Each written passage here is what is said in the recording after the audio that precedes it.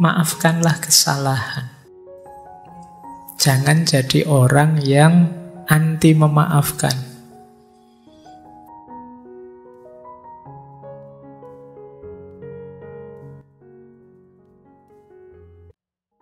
Paling tidak kita harus sadar kita ini sama-sama manusia yang sangat mungkin melakukan kesalahan.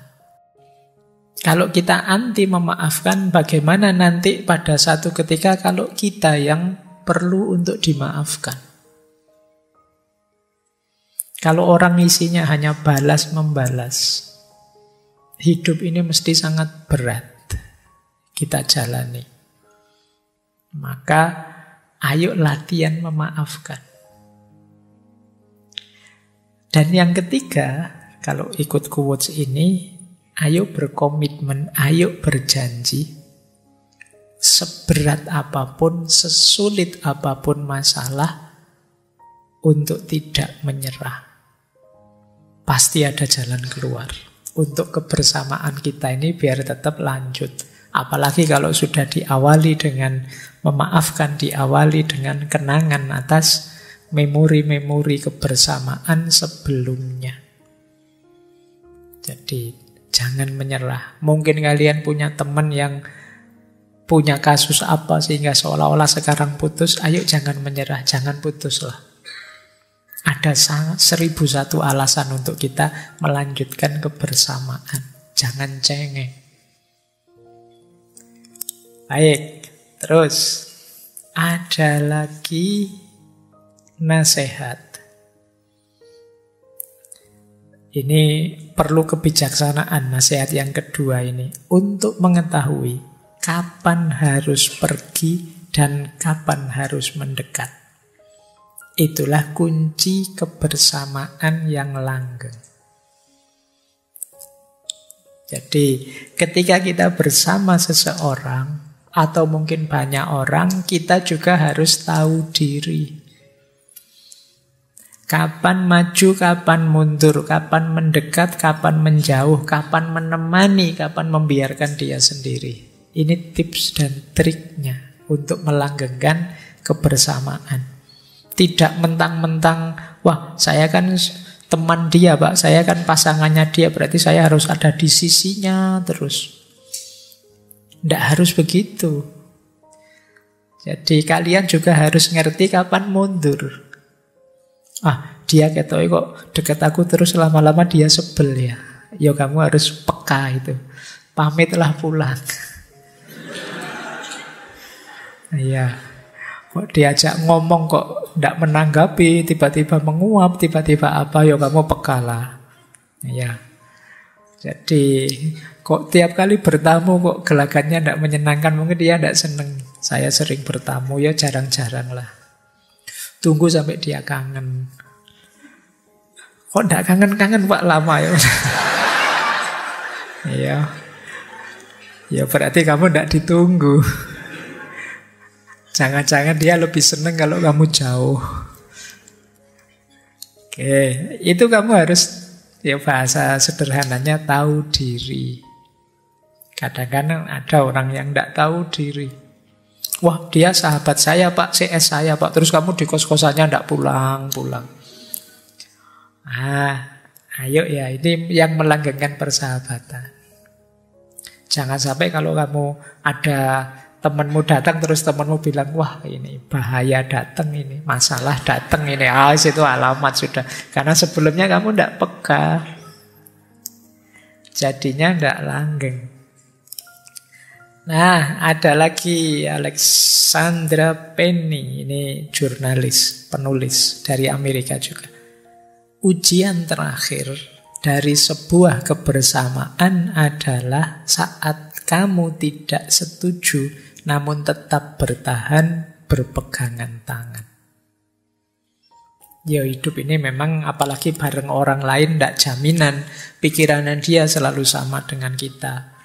Keinginannya dia selalu sama dengan kita. Tapi apapun yang terjadi tetap siap untuk bersama. Ya seperti tadi, tidak menyerah, tidak putus asa dalam kebersamaan. Jadi untuk melanggengkan kebersamaan tadi ya. Ketika ada masalah, ada beberapa rumus, ayo kita mengenang memori-memori kebersamaan selama ini. Jangan segan-segan untuk memaafkan kesalahan dan berjanjilah untuk tidak menyerah. Tetap berpegangan tangan apapun yang terjadi serta pekalah terhadap situasi temanmu, sahabatmu, pasanganmu. Biar kamu bisa mengambil keputusan yang pas. Kita lanjutkan. Kita sudah belajar 2 rumus. Nah, di banyak teori disebutkan dasarnya kebersamaan itu respect. Tidak mungkin kalian langgeng bersama kalau tanpa respect, tanpa menghargai. Jangan hanya menuntut dihargai, kita juga harus bisa menghargai pasangan kita. Siapa saja itu. Ada banyak ilustrasi yang saya ambil di situ, contoh cara menghargai beberapa ya. Yang paling banyak disebut menghargai itu antara lain kita mampu mendengarkan. Kalau teman-teman belajar soft skill itu nanti banyak ditekankan pada listening skill, mendengarkan dengan tanpa berpaling. Maksudnya kita tahan mendengarkan dibandingkan kita ngomong. Kita itu kan biasanya sering tidak tahan. Kalau ada teman kita, pasangan kita ngomong, pinginnya kita sendiri yang nyerocos. Temanmu mau curhat, baru ngomong 1 kalimat, kamu nasihatnya sudah 1 bab. Kita tidak tahan mendengarkan. Padahal mungkin temanmu lebih ingin didengarkan saja. Dia ingin berbagi perasaan, bukan mendengarkan petuah wasiatmu. Wong dia ingin berbagi, malah kebalik kamu yang memberi nasihat banyak. Ayo latihan banyak mendengarkan. Ini lebih respect. Apalagi semoga tidak ada di sini yang kalau ada teman yang ngomong sukanya motong. Sudah, aku ngerti maksudmu. Enggak, dengarkan sampai tuntas meskipun kamu sudah tahu. Dia sedang ingin meluahkan, sedang ingin berbagi apa yang dia rasakan. Itu penghargaan namanya. Biarkan dia ngomong sampai tuntas. Bila perlu sebelum kalian komentar, kalian minta izin dulu. Aku boleh komentar enggak? Kamu perlu masukan enggak? Aku ada sih nasihat buat kamu, tapi kalau kamu merasa sudah lega ya enggak apa-apa, mungkin enggak perlu nasihat saya. Karena kadang-kadang kita itu memberi nasihat, tapi kadang-kadang bikin masalah baru. Menyusahkan yang kita beri nasihat. Nah, dia datang dengan longgar, begitu pulang tambah mikir dia. Kadang-kadang kita begitu. Nah, ayo latihan jadi pendengar yang baik. Yang kedua, di antara penghargaan kita terhadap orang yang bersama kita, akui perannya, kontribusinya. Ya paling tidak kalau dia ada jasanya untuk kita, sekecil apapun, terima kasihlah. Kita itu sering mengecil-ngecilkan perannya orang lain. Itu yang membuat hubungan tidak langgeng. Kamu cari, pasti ada kok kontribusi temanmu, sahabatmu, pasanganmu terhadap dirimu. Terima kasih ya, sudah ini, sudah itu. Bahkan boleh, terima kasih ya kamu masih sehat, masih bisa menemaniku. Terima kasih ya kamu gembira, dan lain sebagainya. Terima kasihlah. Mengakui kontribusinya. Ini menghargai. Orang yang dihargai itu kan terus senang. Kebersamaannya bisa langgeng. Yang ketiga, jujurlah dan terbukalah. Yo, memang yang paling menyakitkan kalau kita punya sahabat, punya teman, itu kalau dia bohong. Entah untuk tujuan apa, untuk kepentingan apa, itu kan dibohongi menyakitkan. Membohongi teman, tidak jujur pada teman, tidak terbuka pada orang yang bersama kita, itu menunjukkan kita tidak menghargai mereka. Dan ini membuat hubungan tidak langgeng. Mbok sama temennya sendiri kan harusnya bisa lebih terbuka. Tidak pakai rahasia-rahasiaan, tidak pakai terlalu banyak basa-basi. Harusnya begitu. Kalau sama orang lain yang tidak terlalu akrab mungkin lah. Tapi kalau sama teman sendiri yang tiap hari bersama kita, ya kalau saya tetap mending jujur dan terbuka. Seandainya jelek, buruk sekalipun, insya Allah mereka bisa memaklumi. Wong teman. Kecuali orang lain. Jadi jujurlah, itu syarat sudah. Karena akan lebih fatal kalau kita tidak jujur dan terus kebongkar. Itu lebih menghancurkan kebersamaan. Kemudian selain jujur dan terbuka, siaplah untuk berkompromi. Kadang-kadang keinginan kita dan keinginan dia beda. Berkompromi itu ya sudahlah, wong keinginan saya baik, keinginan dia juga baik kok, ya sudah ikut dia saja, tidak apa-apa. Itu namanya berkompromi. Saya pinginnya ngaji filsafat bareng, kok dia mintanya nonton sepak bola bareng. Lu dua-duanya kan bagus. Yang pertama belajar, yang kedua nasionalisme. Halo, sama-sama bagus. Nah, bolehlah berkompromi. Ya sudahlah, nanti ngaji ada rekamannya kok hari Minggu. Nah, kalau sepak bola kan yo ada rekamannya, tapi kan pahit kalau hanya nonton highlight-nya atau rekamannya semua sudah tahu. Ya, sepak bola sajalah, lebih seru misalnya. Nah, ini namanya berkompromi, tidak apa-apa, wong sama-sama baik kok. Nah ini teman namanya. Tidak kaku, wong sebenarnya keinginannya sama-sama baik terus gegeran gara-gara itu. Jadi dua keinginan yang baik tapi tidak bisa berkompromi, itu bisa menghasilkan sesuatu yang buruk pada akhirnya. Terus permusuhan, terus tidak jadi sahabat lagi, padahal dari dua hal yang sama-sama baik. Berarti apa? Salah satu harus mau kompromi. Ya mudahnya ngalah ndak apa-apa, wong toh ya baik, kecuali yang jelek. Misalnya yang satu ngajak ngaji, yang satu ngajak nyopet, itu ya ndak, jangan berkompromi, wis jelas itu. Ya kan, kalau baik sama buruk ya jangan kompromi. Tapi kalau untuk hal yang sama-sama baik, ndak apa-apa, kompromilah.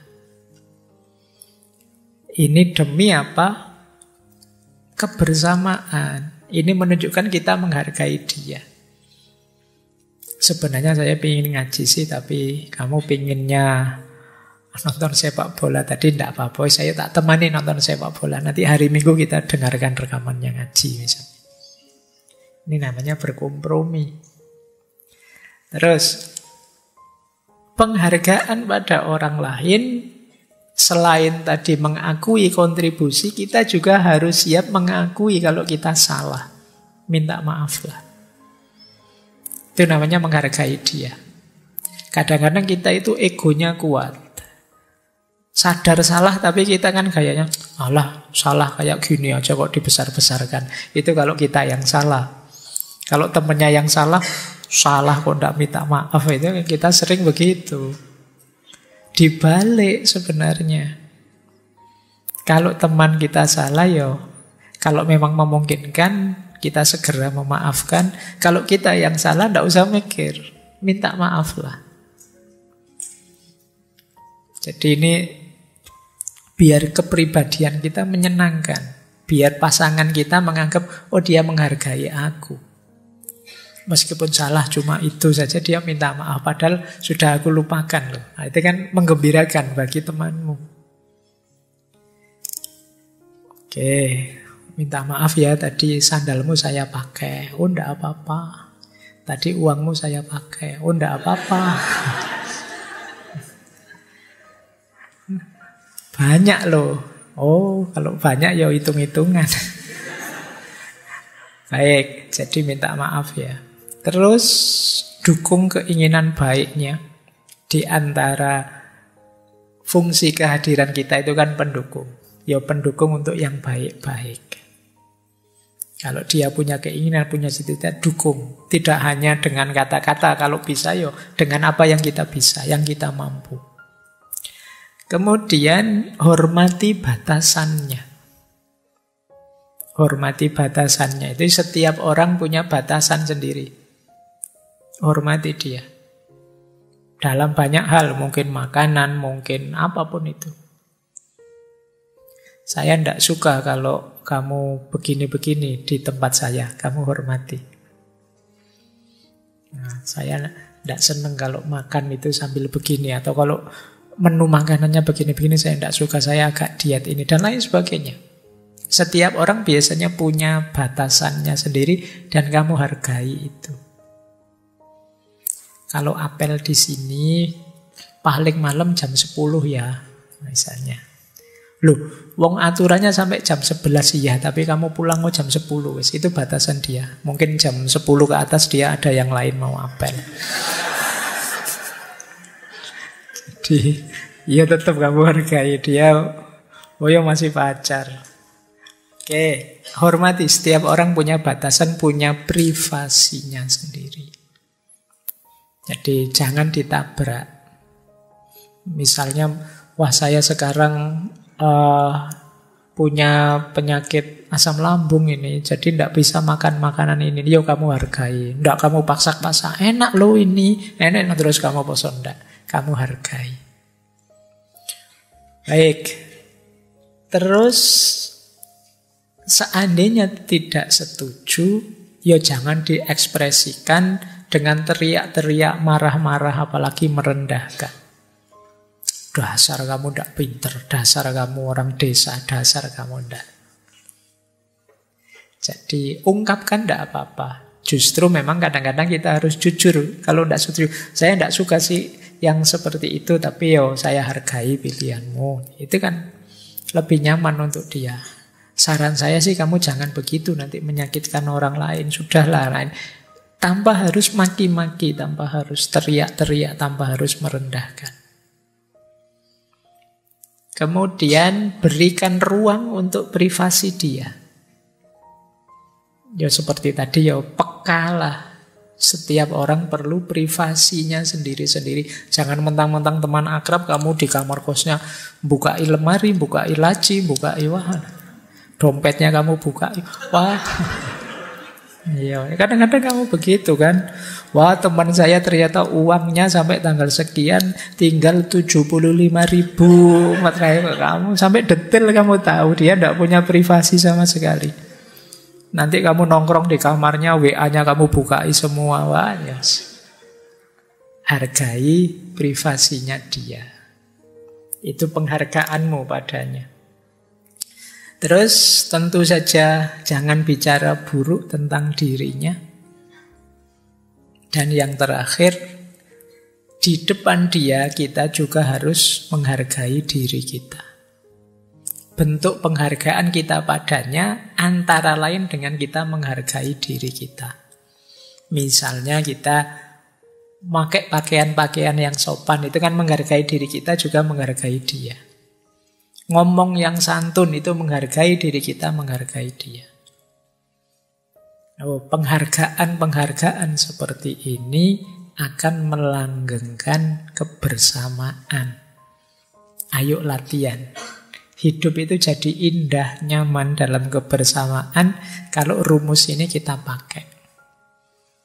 Tidak apa-apa lah, ini mumpung tahun depan ada rame-rame mesti pilihan presiden, pilihan apa, itu kan terus biasanya kenceng. Kita lupa norma-norma kebersamaan. Saling menghargai meskipun mungkin pilihannya beda-beda. Toh kita ini terkoneksi dalam satu kesatuan, kebersamaan tadi loh. Mungkin sesama anak bangsa, bahkan sesama manusia, sesama makhluk di semesta, sesama makhluknya Tuhan dan lain sebagainya. Kita dituntut saling menghargai. Baik, kita lanjutkan sekarang. Nah, sekarang ayo dievaluasi kebersamaan ini. Kalau ini kualitasnya. Bersama itu kan dekat. Tapi kebersamaan dan kedekatan itu ada gradasinya. Mungkin kalian bisa pakai rumus ini. Oh, kalau saya dengan teman yang sana itu ada di level ini. Tapi kalau dengan teman yang itu ada di level yang lebih rendah. Level kedekatan yang paling tinggi, paling ideal, namanya kedekatan level vitalize. Vitalize itu ya level vital. Ini paling ideal. Jadi kebersamaan yang sama-sama cocok. Mungkin persamaannya banyak, ada yang berbeda tapi komunikasinya bagus. Mungkin sedikit-sedikit ada masalah tapi bisa diselesaikan. Ini enak. Kalau kalian punya teman, punya sahabat, punya pasangan, kok persamaannya banyak, sebagian hal kita sama. Hobinya sama, seleranya sama, dan banyak hal yang sama, terus komunikasinya nyambung. Dan kalau ada masalah, cepat ketemu problem solvingnya, bisa diselesaikan dengan cepat. Itu paling ideal nomor 1. Ada yang lebih rendah harmonius. Harmonius itu kesamaannya banyak. Komunikasi dan model penyelesaian masalahnya juga bagus. Tapi ada beberapa hal yang terpending, tidak selesai. Dalam banyak hal kita sama sih, kecuali dalam hal ini saja ternyata kita tetap tidak sepakat. Tapi kita tetap bisa jalan bersama, itu harmonius namanya. Persamaan kita banyak, komunikasi kita bagus, hanya di beberapa hal ini kita tidak sepakat. Nah, ini namanya harmonius. Ada lagi yang lebih rendah, namanya konvensional. Konvensional itu kita ada beberapa hal yang berbeda. Komunikasi ya susah, penyelesaian masalah juga rumit, tapi tetap bertahan. Kenapa? Karena ada kepentingan tertentu atau ada yang mengikat. Suami istri misalnya, wah berat saya ini komunikasi tidak jalan, kita banyak perbedaan, tapi sudah punya anak, mau gimana lagi? Nah, yang mengikat anaknya. Atau kamu sama dosennya, wah berat saja ini. Dosen ngajar aku tidak paham-paham, komunikasi tidak jalan, tanya malah dimarahin.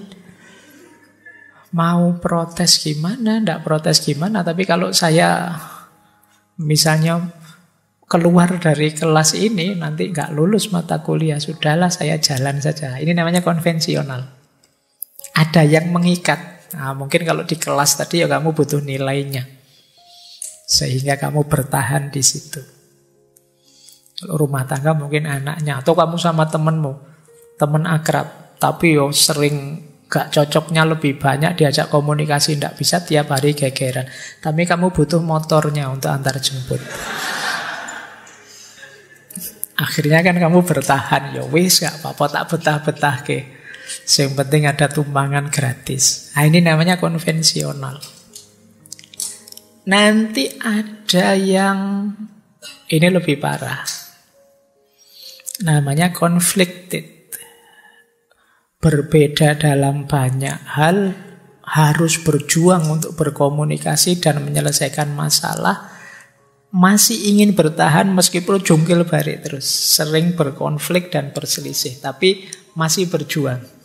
Ini tahapan berjuang, itu conflicted namanya.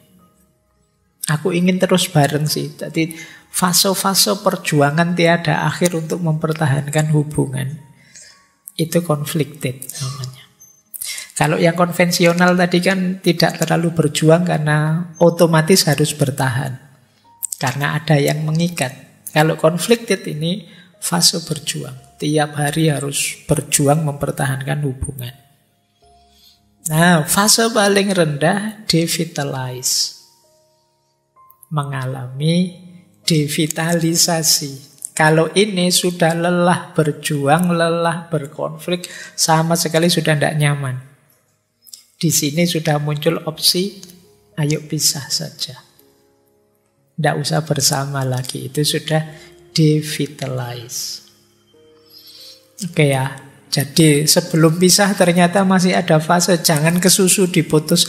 Kita tidak cocok, pisah saja. Tidak sesederhana itu. Kalau bisa ya dipertahankan, ada fase-fase yang panjang.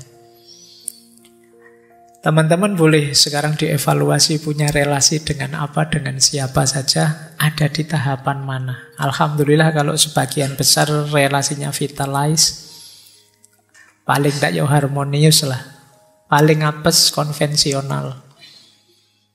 Semoga tidak ada yang conflicted, capek, karena begitu capek beneran devitalize.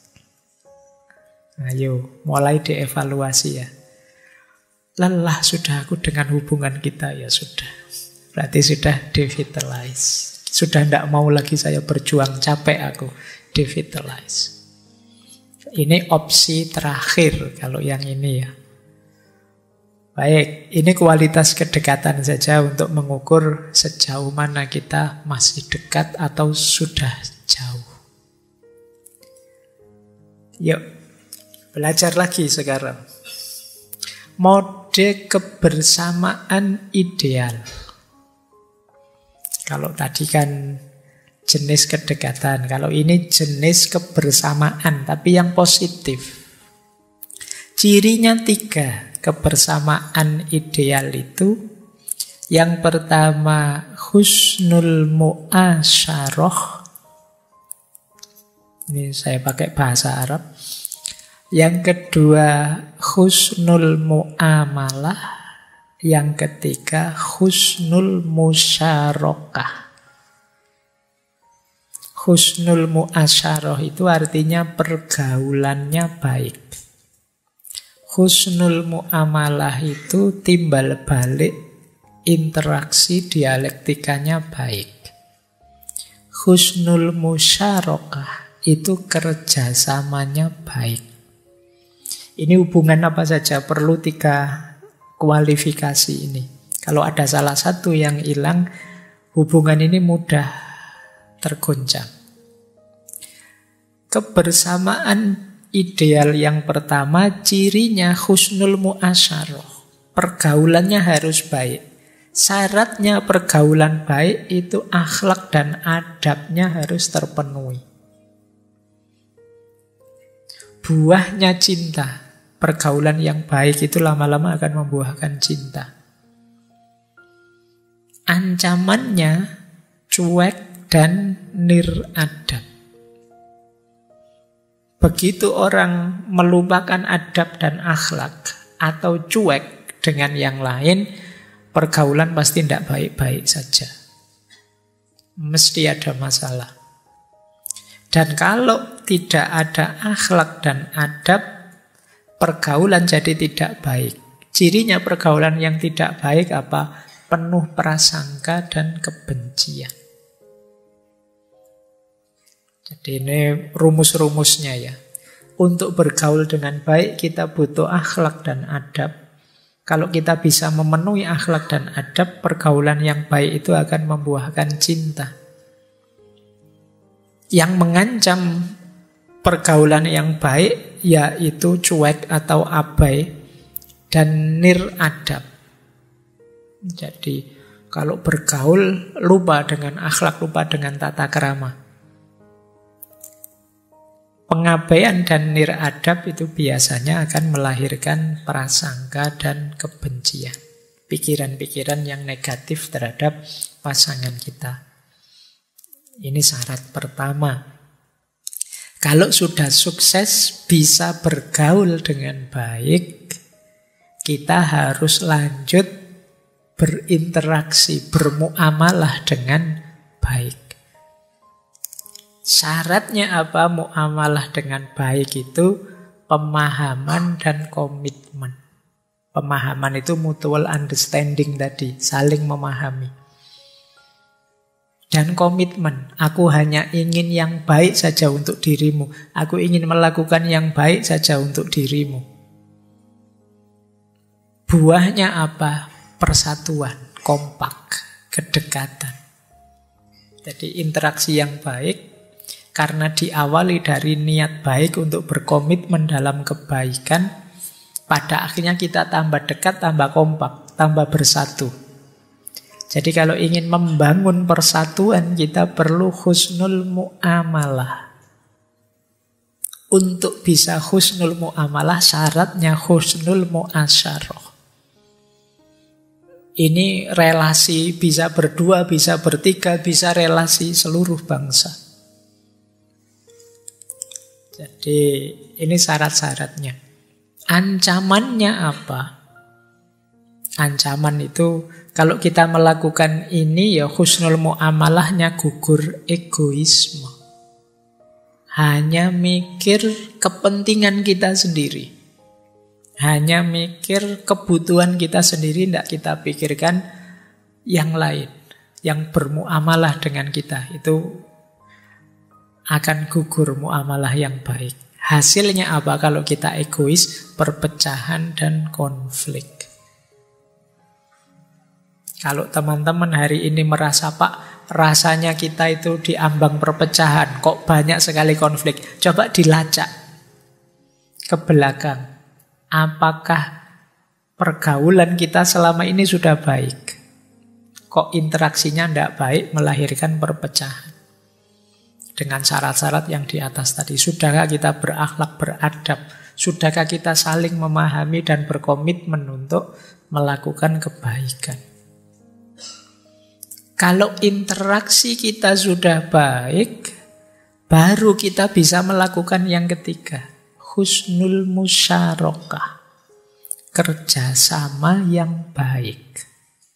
Kalau sudah bersatu, kompak, baru bisa produktif. Kalau tidak kompak, jangan berharap bisa produktif. Karena yang terjadi mesti konflik, tabrakan kepentingan, perpecahan. Nah, kalau sudah husnul mu'amalah yang buahnya persatuan, kita akan bisa husnul musyarakah. Syaratnya apa husnul musyarakah ini untuk bisa kerjasama yang baik? Syaratnya jujur dan bisa dipercaya. Jadi, kalau tidak jujur, tidak mungkin kita bisa bekerja sama dengan baik. Kalau tidak bisa dipercaya, tidak mungkin kita bisa kerjasama dengan baik. Kalau kita bisa kerjasama yang baik, buahnya apa? Kekuatan. Kita tambah hebat, tambah dahsyat. Disinilah rahasia ikhtilafu ummati rohmah. Kita yang beda-beda itu kalau kompak bersatu terus kerjasama, jadi luar biasa. Jadi kuat kita. Ancamannya apa? Kebalikannya. Kalau tadi perlu kejujuran, berarti kalau terjadi kecurangan, maka kerjasama akan bubar. Efeknya apa kalau curang? Ya, kalau tadi jujur buahnya kekuatan, kalau curang tentu saja buahnya kelemahan. Pengkhianatan dalam kerjasama. Baik. Ini nanti silakan dibaca ulang ya, terus kita refleksikan untuk kebersamaan kita di level apapun. Sudahkah husnul mu'asyarah? Kalau sudah, apakah sudah naik level ke husnul mu'amalah? Kalau sudah, apakah sudah mampu melakukan husnul musyarakah? Inilah kebersamaan yang ideal. Di level apapun, kalau teman-teman punya organisasi, punya lembaga, itu perhatikan unsur ini. Kalau tidak, ya berat melanggengkan kebersamaan. Sementara kita sebagai manusia perlu kebersamaan itu.